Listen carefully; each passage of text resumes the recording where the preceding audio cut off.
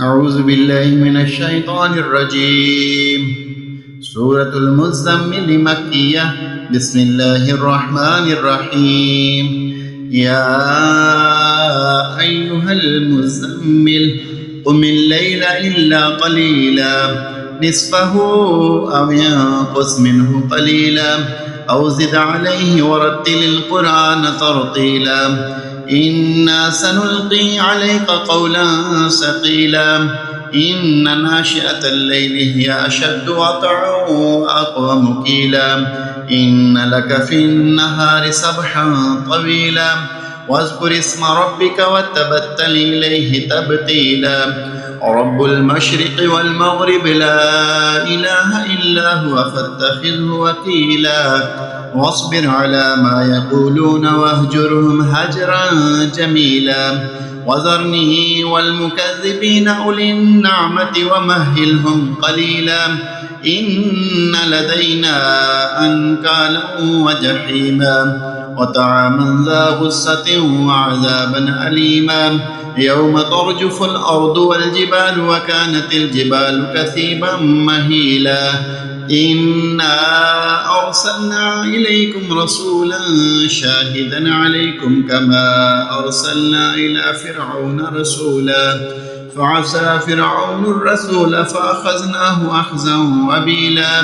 فكيف تتقون إن كفرتم يوما يجعل البلدان شيبا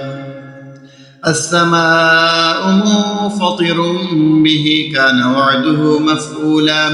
إن هذه تذكرة فمن شاء اتخذ إلى ربه سبيلا إن ربك يعلم أنك تقوم أدنى من ثلثي الليل ونصفه وثلثه وطائفة من الذين معك والله يقدر الليل والنهار علم أن لن تحصوه فتاب عليكم فاقرؤوا ما تيسر من القرآن علم أن سيكون منكم مرضى وآخرون يضربون في الأرض يبتغون من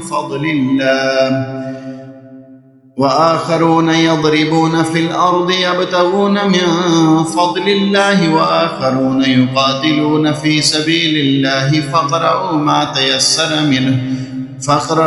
تيسر منه وأقيموا الصلاة وآتوا الزكاة وأقرضوا الله قرضا حسنا